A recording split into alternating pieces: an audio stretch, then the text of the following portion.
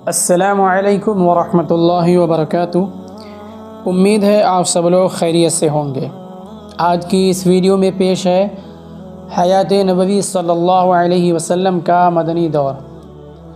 نبی اکرم سرور دو عالم صلی اللہ علیہ وسلم کی ہجرت کے بعد کی حیات مبارکہ کا دور مدنی دور کہلاتا ہے، جو کہ بڑا روشن اور تابناک دور ہے، جس میں آپ صلی اللہ علیہ وسلم کی انتھک کوششوں، محنتوں اور قربانیوں کے سبب اسلام کو غلبہ ہی غلبہ ملا۔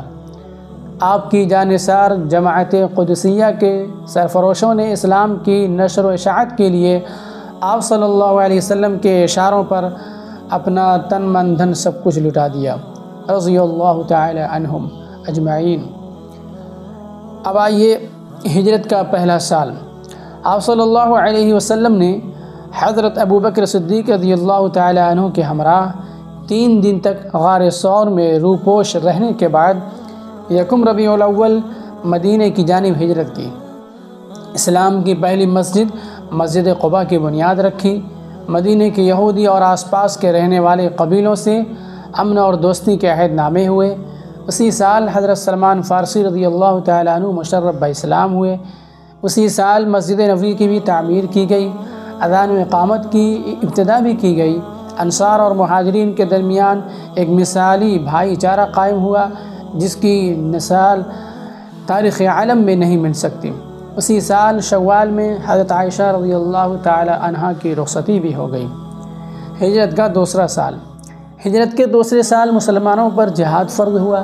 رمضان کے روزے، زکوٰۃ، صدقہ فطر اور عیدین کی نمازیں فرض ہوئیں۔ مسجد اقصیٰ کے بجائے یعنی بیت المقدس کے بجائے بیت اللہ کو جہت قبلہ قرار دیا گیا۔ حضرت فاطمہ زہرا رضی اللہ تعالی عنہ کا نکاح حضرت علی رضی اللہ تعالی عنہ سے ہوا۔ آپ صلی اللہ علیہ وسلم کے لخت جگر حضرت رقیہ رضی اللہ تعالی عنہ کا وصال بھی اسی سال ہوا۔ حق و باطل کا پہلا غزوہ بدر بھی اسی سال پیش آیا۔ ہجرت کے تیسرے سال آپ صلی اللہ علیہ وسلم کا نکاح حضرت حفصہ بنت عمر فاروق رضی اللہ تعالی عنہ سے اور اس کے بعد حضرت زینب بنت خزیمہ رضی اللہ تعالی عنہ سے ہوا۔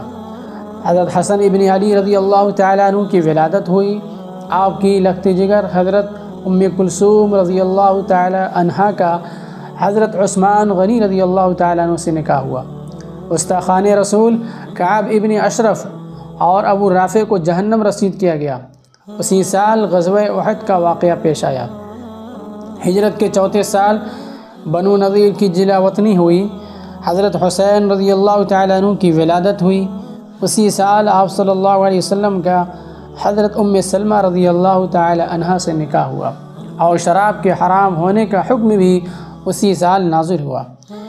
ہجرت کے 5ویں سال شرعی پردے کا حکم نازل ہوا، زنا کی سزا کا حکم ہوا، صلاۃ الخوف کی مشروعیت ہوئی، تیمم کی اجازت ملی، واقعہ افک ہوا، اور ام عائشہ رضی اللہ تعالی عنہ کی شان میں سورہ نور نازل ہوئی۔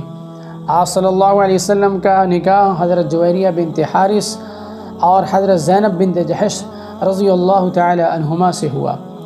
غزوہ خندق، غزوہ بنی مستلق اور غزوہ بیر معونہ پیش آیا، جس میں 70 حفاظ صحابہ کرام رضی اللہ عنہم کو دھوکے سے شہید کیا گیا۔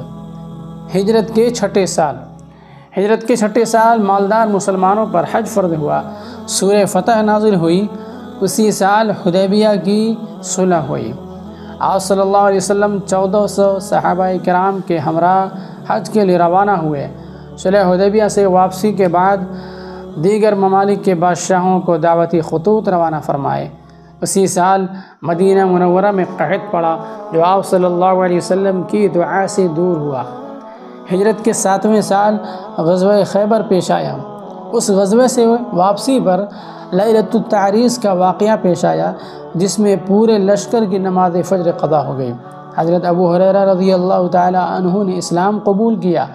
ایک یہودی عورت زینب بنت حارث کی طرف سے آپ کو زہر دینے کی کوشش کی گئی۔ آپ صلی اللہ علیہ وسلم کا حضرت ام حبیبہ رملہ بنت ابی سفیان، حضرت میمونہ بنت حارث اور حضرت صفیہ بنت حوی رضی اللہ تعالی عنہن سے نکاح ہوا۔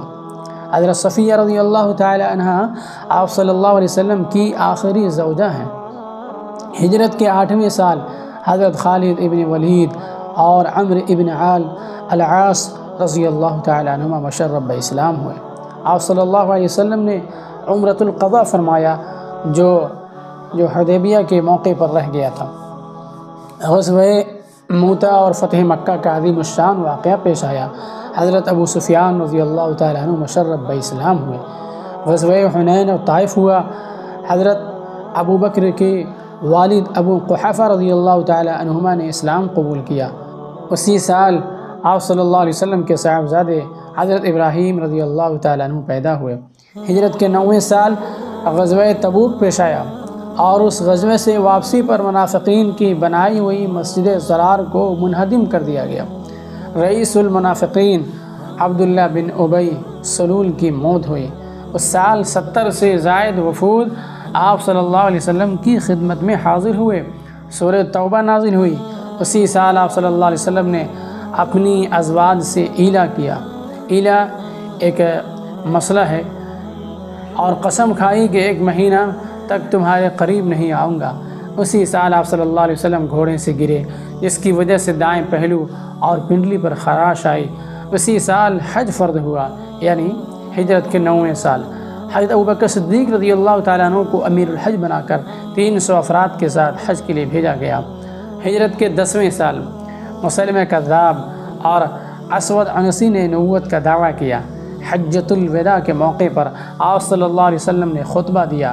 اس خطبے میں آپ صلی اللہ علیہ وسلم کی تمام ازواج مطہرات رضی اللہ تعالیٰ عنہ موجود تھیں، جن کی تعداد 9 تھی، اور صحابہ کرام رضی اللہ عنہم کی تعداد 1 لاکھ سے زائد تھی۔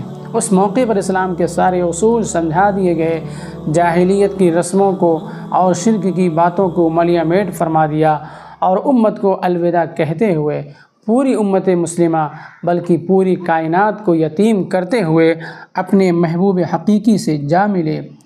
وصلی اللہ علی النبی الأمی الکریم وعلی آلہ وصحبہ اجمعین۔ السلام علیکم۔